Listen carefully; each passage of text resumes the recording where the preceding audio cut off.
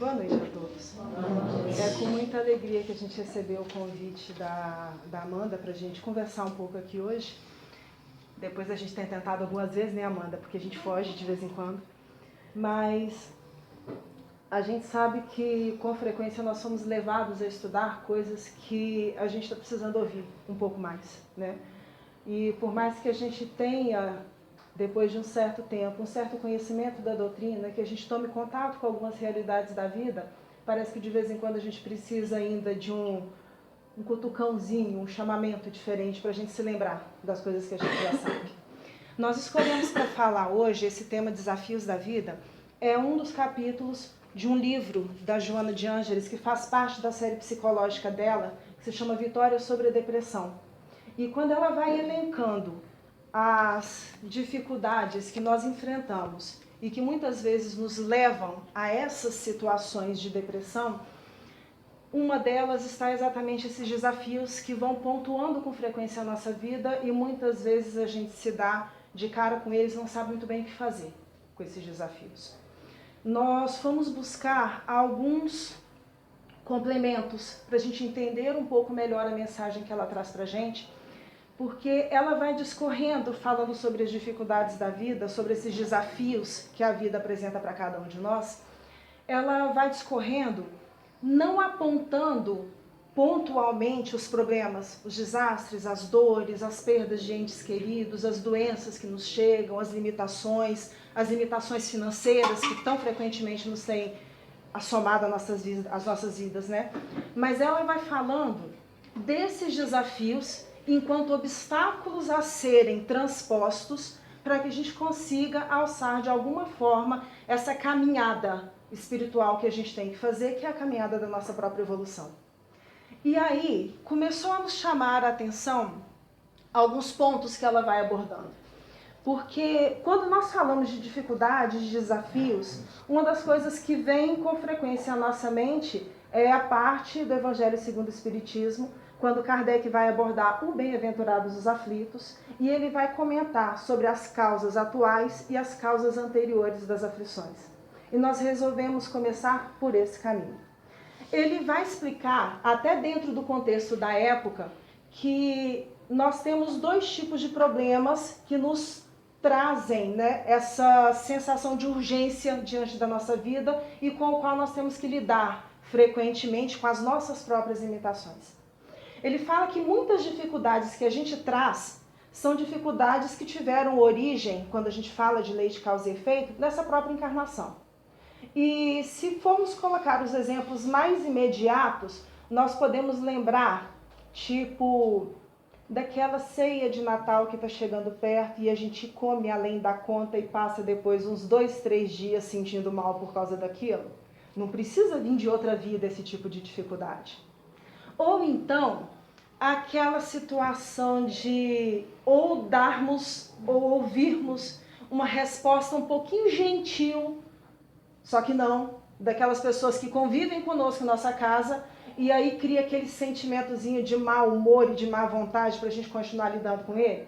Não é na outra vida que começou aquele problema.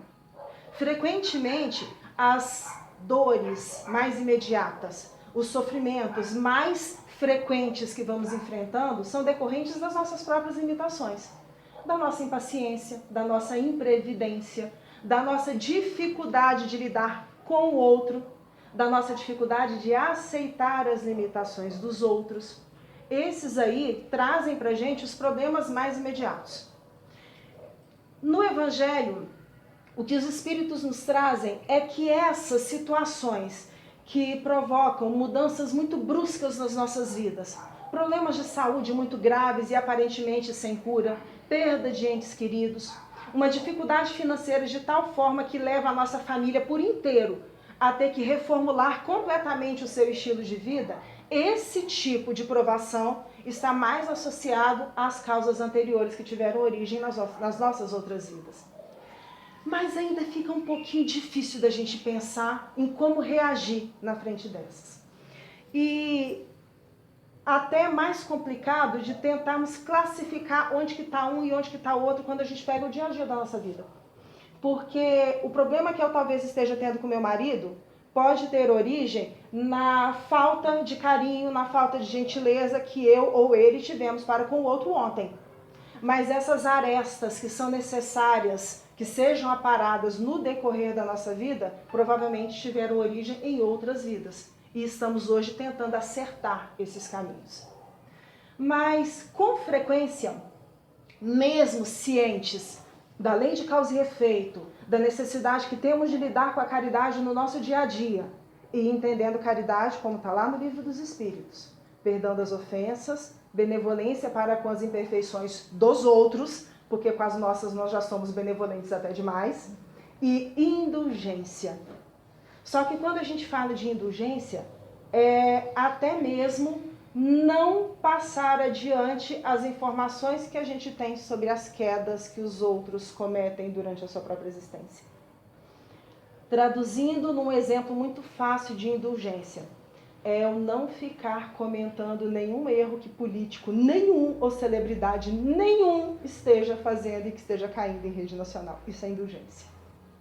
É eu saber que alguém errou tremendamente numa situação muito grave, mas eu consegui emitir pensamentos de boa vontade para com ele, ao invés de ficar comentando as quedas que ele teve e os deslizes que ele teve. Isso é indulgência. E de vez em quando a gente se permite pensar assim, mas eu já faço tudo isso. A gente esquece que mentalmente a gente se permite alguns pequenos deslizes também. E é comum passarmos pela sensação da necessidade de paz. Uma das primeiras vezes que eu tive consciência de passar por esse tipo de experiência, na época não era nem PISM, era vestibular ainda. Vocês já viram como é que os adolescentes ficam todos felizes, tranquilos, calmos e pacíficos em época de PISM e Enem, né? Básico. Eu fico imaginando hoje, apesar de que a minha filha está muito pequena, mas eu fico imaginando como é que devia ser a minha mãe lá naquela época, quando eu estava nesse desespero, porque eu achava que eu precisava de paz. Naquela época que eu estava prestando vestibular, a sensação que eu tinha era assim, eu preciso de um lugar, é porque eu tenho 4 irmãs, então assim, tudo mais nova, era fácil de lidar com as coisas.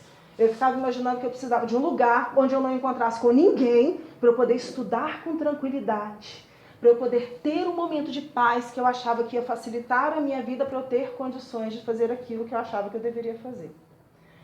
Vocês estão entendendo o que é esse momento de paz, né? Aquela hora que a gente já está cansado do trabalho, que passou um monte de chateação o dia inteiro, chega em casa, os homens passam por isso de vez em quando. Aí os filhos estão tudo querendo atenção e vocês só estão querendo encostar a cabeça em algum canto e fingir que o mundo não existe, sabe isso? Ou então, mãe é ótimo de passar por essa situação também. A gente já está doido para chegar em casa e descansar, aí quando está na hora de dormir o filho vai chamar quem? A mãe. Coisas básicas. E a gente acha que a paz é ficar livre disso tudo. Aí, muito bem.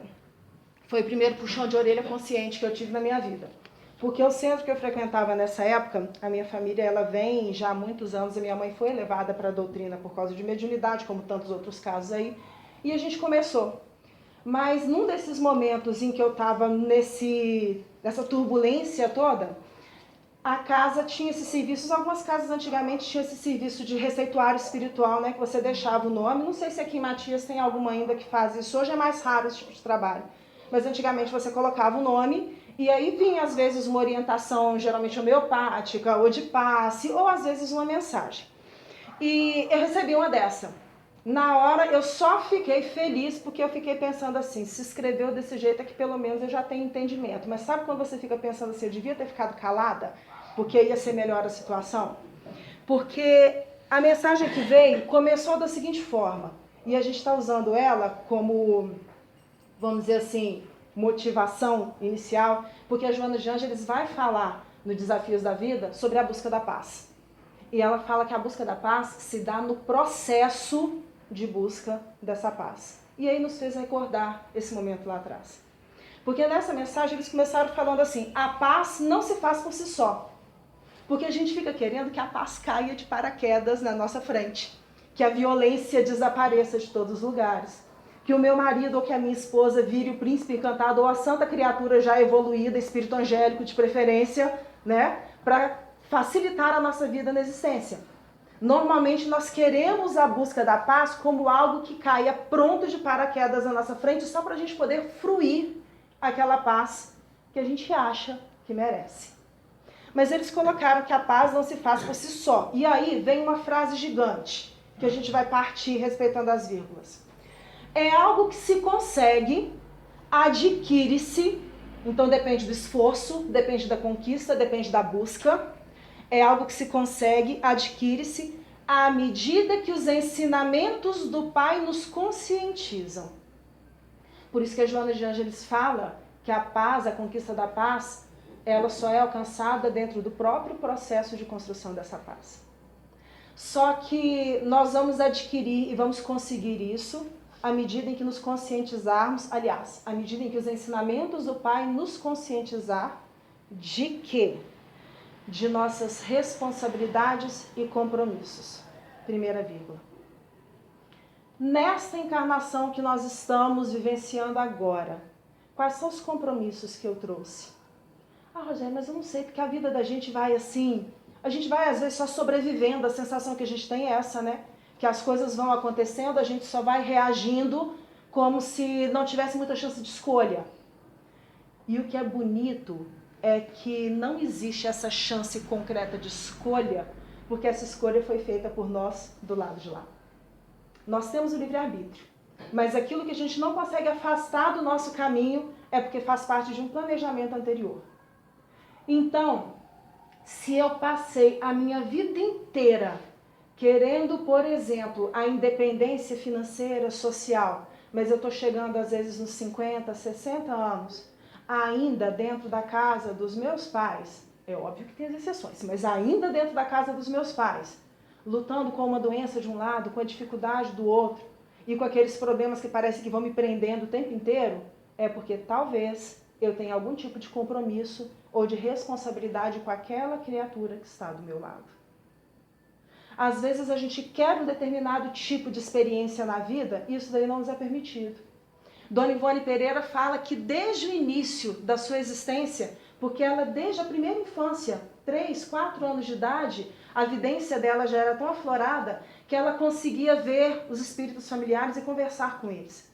O que de início provocou uma grande dificuldade, porque parte do processo reencarnatório dela previa que ela teria a companhia diária e visível de um espírito, que é o Charles, que a gente conhece hoje, que dita parte dos seus livros, porque era necessário que alguém não permitisse que ela esquecesse os seus erros. Imagina a gente desde pequenininho sabendo todas as falhas que a gente cometeu e sendo lembrado de todos os erros que foram aparecendo.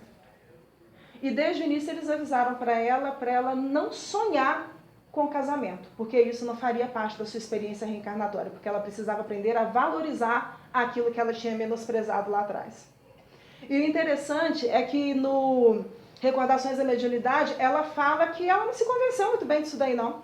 Então ela tentou arrumar alguns namorados, tentou ver se aparecia a chance do casamento para ela, até que demorou muito tempo para ela entender e aceitar que aquilo não fazia parte da sua programação reencarnatória, como recurso de valorização. Lembra que a gente falou lá atrás dos obstáculos que a Joana vai falando que a gente tem que vencer para que a gente conquiste as nossas virtudes? Às vezes a solidão, que parece tão pesada, pode ser um obstáculo a ser vivenciado de forma a construir outros tipos de virtude. É muito comum nós ficarmos reclamando das pessoas à nossa volta que são para nós motivos de teste de paciência. Eu acho ótimo porque eu tenho uma irmã, ela sabe que eu faço esses comentários, que ela virava volta e meia assim, ai, eu não aguento porque aquela criatura, era o marido dela, porque aquela criatura testa minha paciência o tempo inteiro, eu já pedi Deus para me dar paciência e ele não me dá. Aí um dia um amigo nosso dentro do centro rindo só falou assim, você já prestou atenção que ele colocou do seu lado exatamente alguém que vai te testar a paciência para você aprender a desenvolver a paciência? Mas a gente quer que a virtude caia pronta. Nos conscientizam de nossas responsabilidades e compromissos, palavrinhas que a gente não gosta muito hoje, de nossas obrigações e deveres. Obrigações e deveres. Uma das páginas que eu acho mais lindas do Evangelho segundo o Espiritismo é exatamente o item O Dever, que está no capítulo Sede Perfeitos. Porque lá eles vão falando que o dever é um consentimento da razão a todas as situações que a gente tem que enfrentar na vida. É aquilo que intuitivamente ou não, pela nossa consciência, nos é dado como requisito para que a gente seja feliz nessa existência. Se eu tenho filhos e eu não cuido daqueles filhos da forma como é esperada, a minha consciência vai me cobrar a ausência de alguma coisa que poderia me complementar. Quando nós temos uma obrigação que nós não conseguimos cumprir, aquilo fica pesando o tempo inteiro no nosso lado, principalmente com o medo de que alguém venha nos lembrar e nos cobrar aquilo que ficou falho. É necessário que isso aconteça. Vai mais. Do nosso caminho a ser seguido. Nós estamos aqui para quê? A gente pergunta isso na evangelização, os meninos já viram decoradinho, né? Para evoluir. Tá, evoluir como? Qual é o caminho que a gente está seguindo nessa evolução? Qual é o caminho que a gente se propôs a seguir nessa encarnação? É o caminho da dificuldade financeira? É o caminho da carência afetiva? É o caminho da limitação física? É o caminho de estar cercado de uma série de pessoas e mesmo assim se sentir sozinho por uma certa incompreensão que é frequente? É o caminho de estarmos junto com pessoas que escolhemos para estar na nossa família e de repente a gente descobre que a princesa não era tão princesa assim como se mostrava no início, ou o príncipe não era assim tão príncipe como a gente queria. E aí a gente gosta de brincar, né, só para relaxar um pouco, porque tem uma história que me disseram uma vez falando que a mulher passa metade da vida dela tentando mudar o homem que tem do lado. Eu sei que alguns homens reclamam um pouquinho desse tipo de situação, que nunca está satisfeito, sempre tem alguma coisa para mudar. A continuação da historinha era, quando consegue, perde a graça. Quando consegue, perde a graça. Sabe por quê? Porque essas dificuldadezinhas que a gente fica tentando mudar o tempo inteiro, não é para mudar no outro, é para mudar na gente. É para fazer a diferença na gente. A gente ri porque é muito comum encontrarmos pessoas que trocam de relacionamento, terminam, não dá certo. E eu lembro de uma vez que o Raul Teixeira, num seminário em Juiz de Fora sobre família, ao ser questionado sobre alma gêmea, ele fez uma explicação que é muito interessante. Que ele fala que a maior parte de nós somos atraídos durante a nossa reencarnação para irmãos nossos que podem nos ajudar a vencer as carências, as limitações e as dificuldades que, enquanto espírito, nós devemos vencer nessa vida. Se nós nos negamos a fazer aquilo que é necessário ou estar com quem é necessário, e é muito comum a gente ver isso hoje em dia, nós vemos pessoas que terminam aquele relacionamento e, não sei se vocês já acompanharam algum caso assim, passa não sei quanto tempo, arruma outra pessoa que quando você conhece parece que é igualzinho àquele que ele tinha terminado antes, com os mesmos defeitos, os mesmos erros, os mesmos vícios, os mesmos problemas. Sabe por que isso? Porque a gente atrai a solução para os nossos problemas. Por incrível que pareça, a gente atrai a solução para os nossos problemas. A gente pode até desistir daquele modelo. Vai vir outro formuláriozinho de exercício igualzinho para que a gente desenvolva as virtudes que nos são necessárias. Vai mais. Do nosso caminho a ser seguido, do roteiro traçado. E tem uma questão aqui que a gente não tem se perguntado com muita frequência. Do que é a vida e seus porquês. E aí nós vamos fazer uma pausa nessa mensagem, porque quando a gente pensa no que é a vida, é um pouquinho mais sério do que a gente está acostumado a lidar.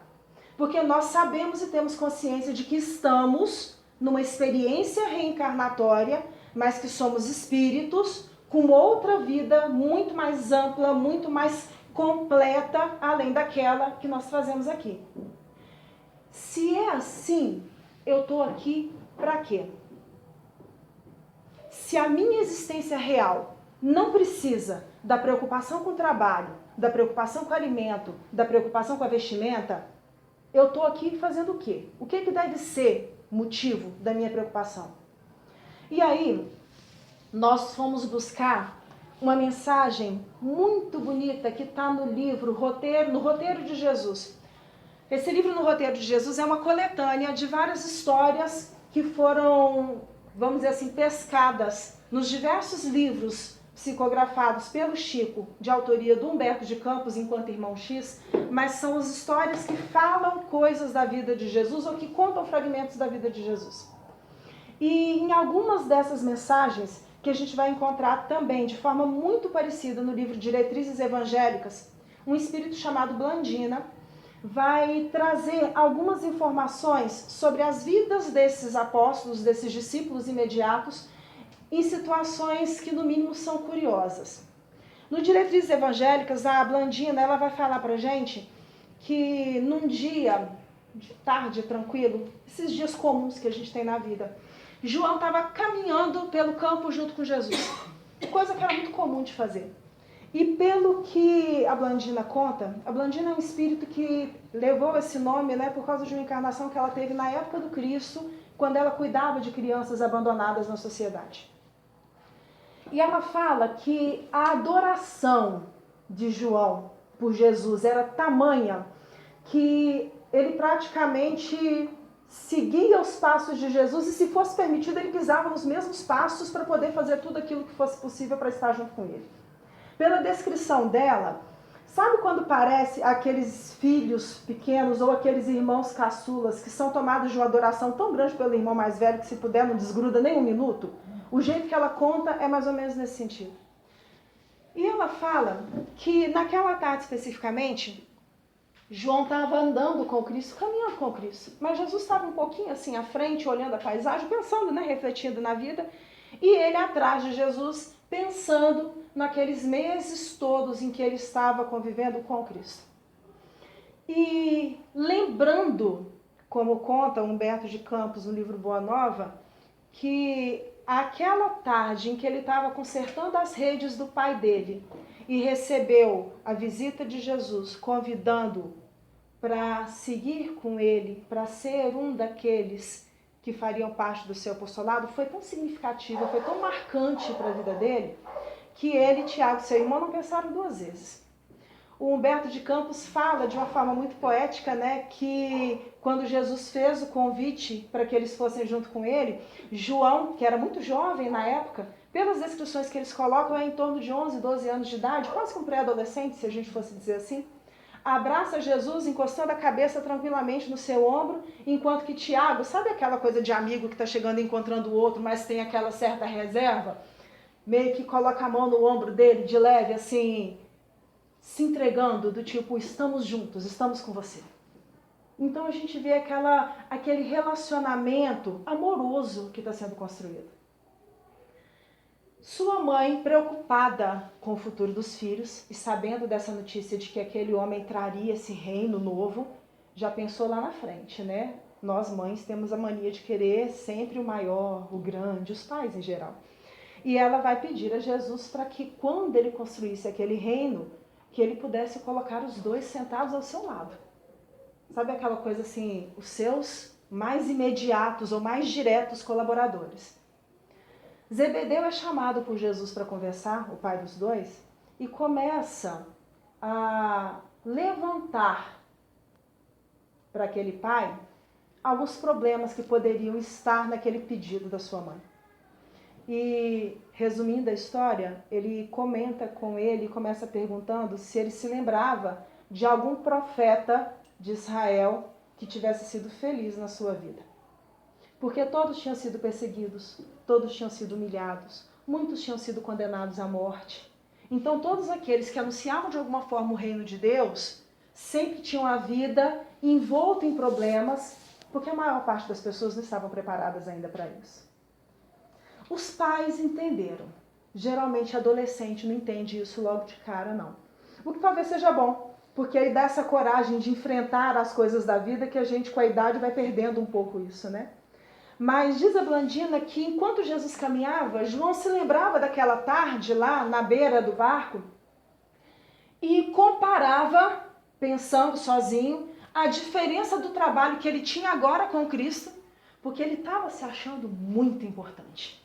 Ele já tinha presenciado tantos milagres, tantas curas, tantas situações maravilhosas, que no seu entendimento não era possível que aquele homem não conseguisse instaurar aquele reino de Deus aqui na terra. Não seria possível que alguma coisa de errado viesse a atrapalhar aquele planejamento todo. E ele estava comparando mentalmente como que era pequena aquela tarefa que ele tinha anteriormente de ajudar o pai na pesca, de consertar as redes do pai, e aquela tarefa grandiosa que ele estava vendo agora se iniciar. Ele chegou num ponto de ficar pensando assim, que se fosse necessário ele conversaria com qualquer grande autoridade do mundo para defender o reino de Deus, o reino que o Cristo estava trazendo, e ele sabia, não é ter certeza não, ele sabia que ele seria capaz de convencer qualquer um que ele encontrasse pela frente. Dizem que Chico Xavier era capaz de ler, vamos dizer assim, o pensamento das pessoas. Imagina Jesus. A Blandina fala que nesse momento, Jesus se senta na beira do caminho, sobre a sombra de um carvalho muito grande. E chama João para, vamos dizer assim, começar a conversa, ir para sentar do lado dele. E começa falando mais ou menos assim, João, você já prestou atenção no tamanho desse carvalho? E João se sentindo, né? É aquela coisa de criança que está só de longe com medo e é chamado para participar da conversa de alguma forma, se sente muito importante e vai atrás dele nesse momento. Pois é, Senhor, e dizer que já foi uma pequena semente, né? Muito feliz. E Jesus vira para ele e fala assim, não foi só uma pequena semente, também foi um pequeno arbusto que teve que vencer as dificuldades da vida. João começa a entender uma certa aproximação com aquilo que ele estava pensando antes, da diferença, da grandeza do trabalho de hoje e daquele pequeno trabalho que tinha lá atrás. E nesse momento, quando Jesus fala com ele, né, das outras fases, João fala com ele que naquele momento ele já tinha entendido que o trabalho que eles tinham agora era muito maior do que qualquer coisa que ele já tinha sonhado em sua vida. Jesus começa a falar com ele que os trabalhos com Deus são entendidos de forma muito diferente daquilo que a gente pensa. Porque para que uma semente tão pequenininha de um carvalho chegasse a crescer a ponto de ser uma árvore gigantesca como aquela, muitos percalços, muitos obstáculos, muitas lutas tiveram que ser enfrentadas.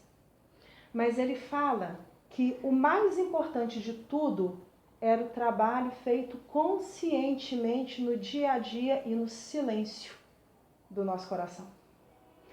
A Joana de Ângeles também vai comentar de forma semelhante essa questão do silêncio, que faz um paralelo com as lutas que a gente tem que enfrentar tantas vezes sozinho.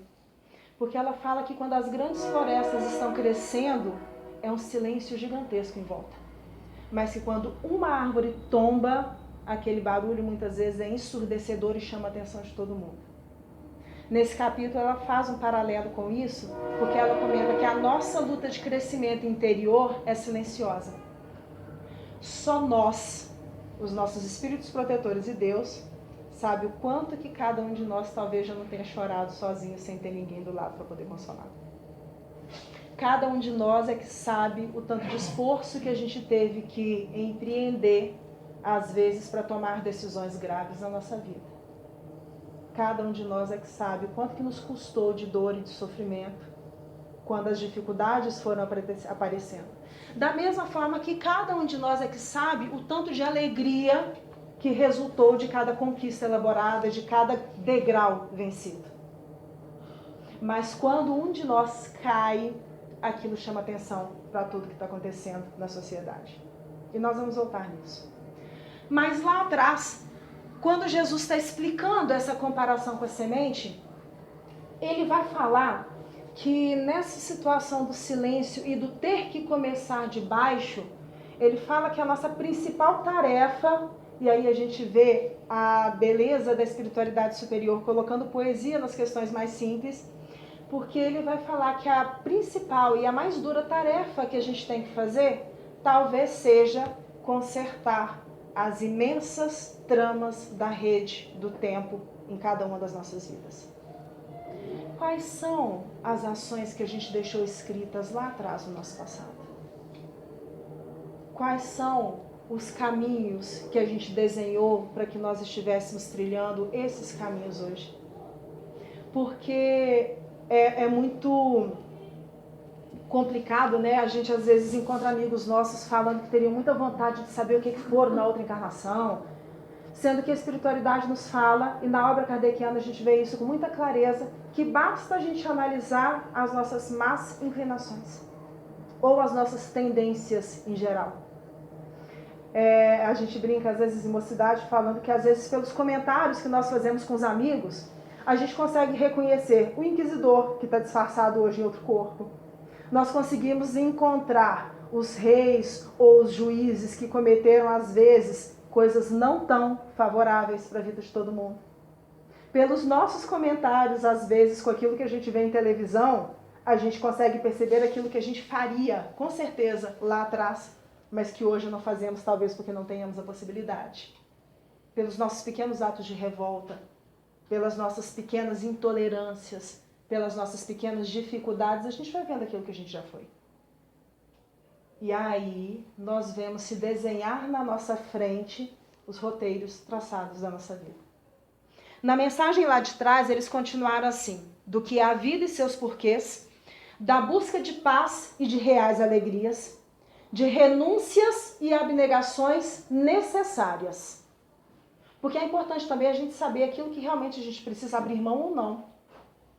Às vezes, aquilo que a gente está optando por não lutar, e eu estou falando isso para mim, aquilo que a gente está optando por não lutar, seja mais uma questão de acomodação do que de consciência real de humildade, do que falta de vontade de lutar e de correr atrás. A gente tem que entender o que realmente a gente tem que abrir mão. Comentamos rapidamente da história da Dona Ivone. Charles, esse espírito que acompanhou ela, né, durante a vida dela inteira, havia sido pai dela na encarnação imediata. Mas já há muitas encarnações vinha como irmão, como primo, como parente próximo. Mas na encarnação anterior, antes dela se reencarnar, ela aparece, isso está num conto no livro Sublimação, é o último conto, chama Nina. Ela vai narrar a história, aliás, Charles narra a história dela, mas depois no Recordações da Mediunidade ela comenta que ela havia sido aquela cigana naquela encarnação. E ela fala no momento que ela já desencarnada aparece para ele em espírito, pede a ele para se reconciliar com a noiva e para recebê-la como filha, mas fala com ele para não esquecer de usar de autoridade e severidade com ela em todos os momentos da vida. Porque ela tinha muitos caracteres que eram necessários ser podados. E que se ele fosse benevolente demais e amoroso demais, ela corria o risco de cair novamente. Que, desculpa, contando o final da história, foi o que aconteceu. Porque o amor dele era tão grande que em muitas situações ele não tinha coragem de falar não para ela. Estão reconhecendo alguma coisa de formatos de educação atuais? A adoração que ele tinha por ela era tamanha, juntando-se a isso as lembranças do quanto que ele sabia que ela tinha sofrido naquela última encarnação, porque ele tinha convivido com ela, que toda vez que ele tinha que ser mais duro, ele lembrava do quanto que ela tinha sofrido, e o excesso de amor fazia com que ele parasse e esperasse mais um pouco. Nesse esperar mais um pouco, ela comete suicídio pela segunda vez. A misericórdia divina é tão grande, e ele pede quando desencarna, e o espaço entre as encarnações dessa última com essa de Ivone é de aproximadamente 13 anos. Por isso tantas dificuldades que ela trouxe. A proximidade é tanta que ele pede para estar com ela como espírito protetor, mas visível, acompanhando dia a dia, para fazer agora o trabalho educativo que ele não teve condições, pela sua fragilidade, de fazer na última encarnação. Será que estamos realmente abrindo mão em função daqueles que estão à nossa volta de tudo que é necessário abrir mão? Será que estamos agindo com consciência em todas as nossas relações? Sabe por que eu tenho comentado muito isso e perguntado muito isso? Porque a doutrina traz para a gente que os trabalhos de evangelização não são simplesmente de evangelização do evangelizador para com a criança, ou do doutrinador para com o espírito que está sendo atendido na reunião mediúnica. Quando eu estou passando por uma dificuldade, meu marido chega para mim e me dá um puxão de orelha, isso é um trabalho de evangelização. Quando a minha mãe sabe que eu estou passando por uma dificuldade qualquer e tenta me mostrar outras possibilidades, isso é um trabalho de evangelização. Quando eu estou num ponto de ônibus na rua qualquer, chega uma pessoa com dificuldade, me conta um problema e eu dou minha opinião, isso é um trabalho de evangelização. E isso é sério. E sabe por que isso é muito sério? E me desculpem ver as caras tão assim pesadas, não era essa a intenção, mas a gente precisa pensar nessas questões. Porque no livro Obras Póstumas tem uma série de mensagens que são colocadas na segunda parte, e uma delas vai falar sobre a regeneração da humanidade.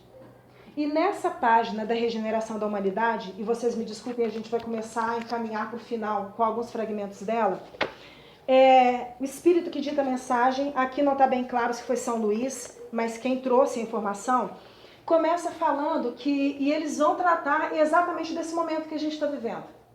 Eles vão começar falando que o sinal do final dos tempos não vai ser o aumento da quantidade de cataclismos, de fenômenos naturais acontecendo, destruidores pelo mundo aí afora, de desastres, não é isso que vai acontecer. Uma das questões que ele vai colocar lá na frente é que vai ter um reencarne em massa de espíritos mais evoluídos do que nós, que vai ajudar na melhora geral. E aí nós temos um pequeno problema de início. Esses espíritos moralmente mais evoluídos estão reencarnando no nosso meio, são nossos filhos, nossos sobrinhos, nossos netos, e estão contando com a nossa orientação para que eles possam ser mais bem-sucedidos nesse processo de transição.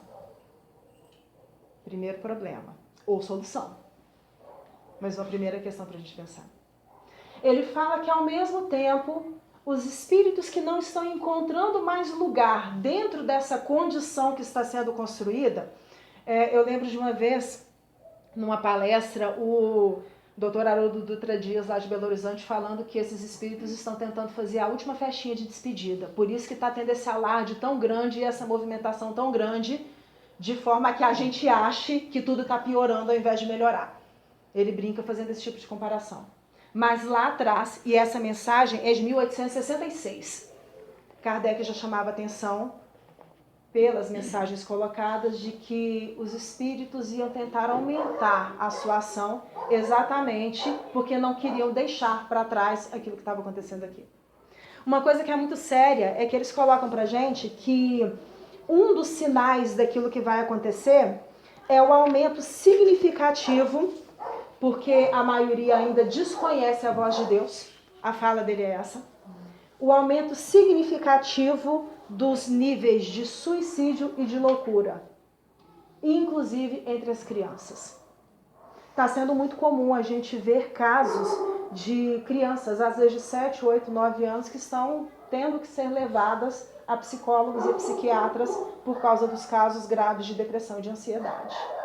Isso é sinal desse fim ou dessa transição que a gente está falando aí.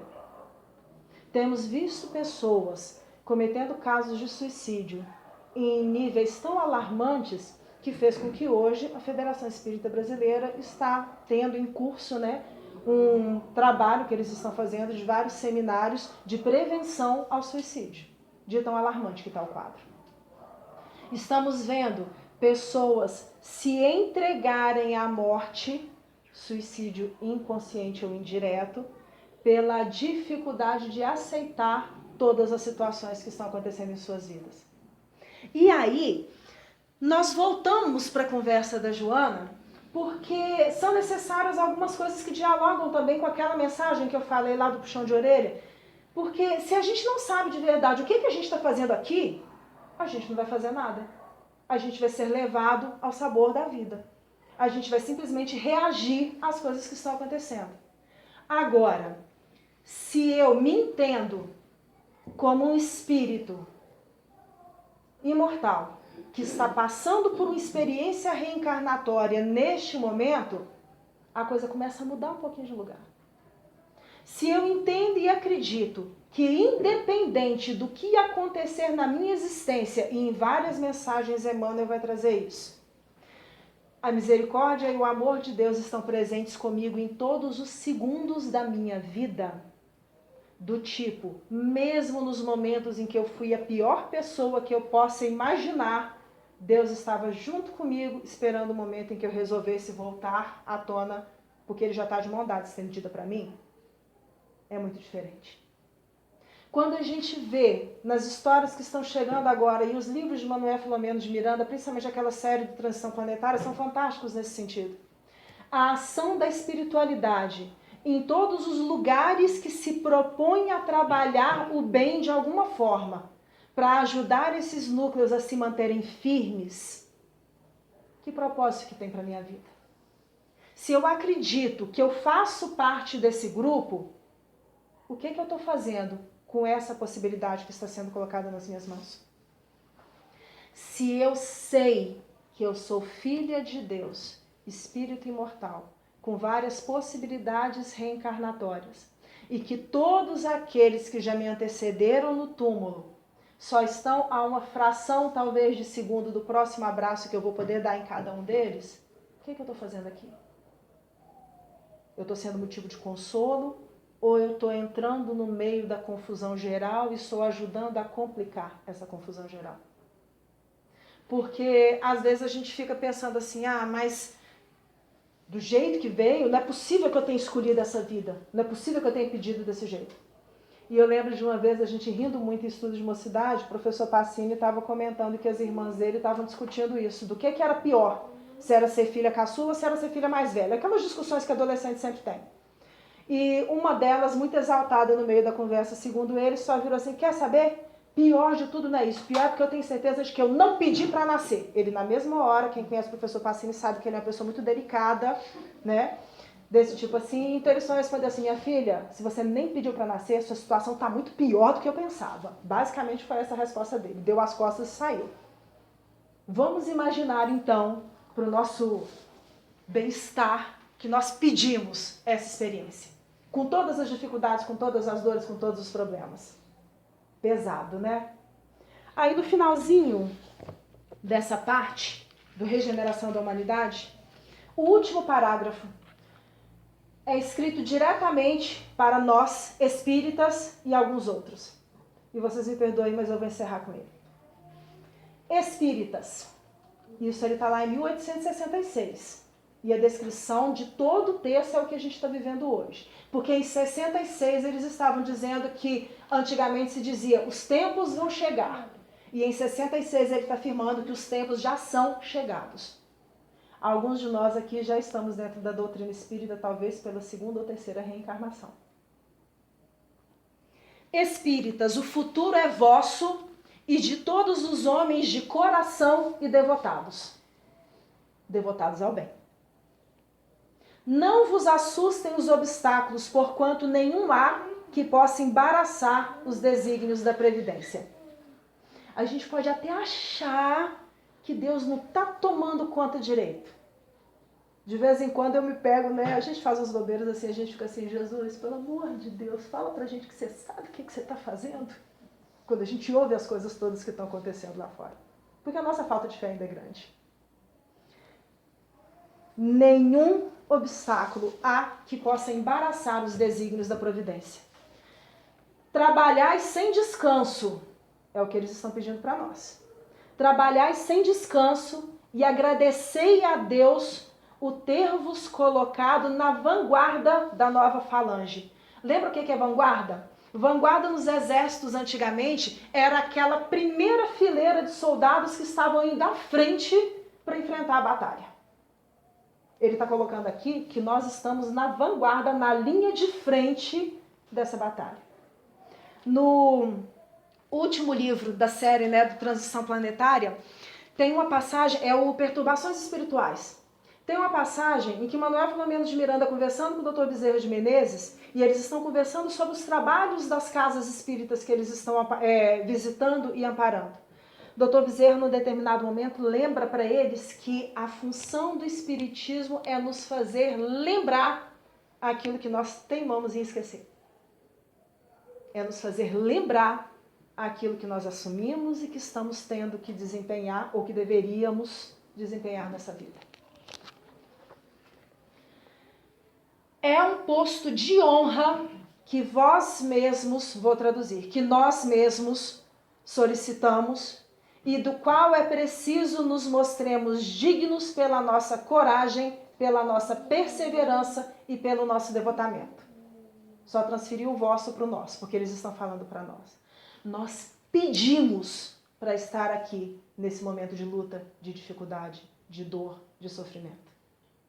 Nós pedimos a oportunidade de estarmos na vanguarda, lutando pela doutrina, com devotamento, com coragem, com abnegação. Felizes dos que sucumbirem nessa luta contra a força. A vergonha, ao contrário, esperará no mundo dos espíritos os que sucumbirem por fraqueza ou pusilanimidade. Boa parte dos livros do André Luiz trazem de vez em quando notícias, de espíritas que falharam naquilo que haviam se proposto, das dificuldades que eles têm que enfrentar para recomeçar lá. O livro Mensageiros é praticamente todo em torno dessa fala. Médiuns que se negaram ou que agiram mal com aquilo que tinham recebido. Expositores que vieram para cá e fizeram errado, falaram de um jeito e fizeram de outro. O livro todo vai girar em torno disso. As lutas, aliás, são necessárias para fortalecer a alma. Dialogou de novo com os desafios da vida. As lutas são necessárias para fortalecer a alma. O contato com o mal faz que melhor se apreciem as vantagens do bem. É necessário que o mal chegue a um nível superlativo de dor para que a sociedade, que a comunidade, o mundo inteiro como um todo, sinta a necessidade do bem. Por isso que a gente está lutando nesse meio de dificuldade toda aí. Sem as lutas que estimulam as faculdades, o espírito se entregaria a uma despreocupação funesta ao seu adiantamento. As lutas contra os elementos desenvolvem as forças físicas e a inteligência. As lutas contra o mal desenvolvem as forças morais. É isso que a gente está fazendo aqui nessa experiência de vida. E aí, só para... Eu acho que eles entenderam que era para a gente relaxar, mas só para a gente pensar no finalzinho, quando eles vão falando lá, de que a paz se faz pelo entendimento do que é a vida, pelas abnegações, pelas renúncias, ele complementa falando do aprimoramento no dia a dia. Reconhecereis o verdadeiro espírita pelo esforço que ele faz em domar as suas más tendências. E é um esforço diário. Deus saber, opa, fiz errado hoje, vou tentar fazer de novo. E naquele dia lá atrás, eu achei que eu estava fazendo certo, mas hoje eu estou vendo que eu estava fazendo errado. Porque a nossa inteligência, o nosso desenvolvimento também vai acontecendo em degraus. Tem erros que eu cometo hoje que eu não sei que são erros.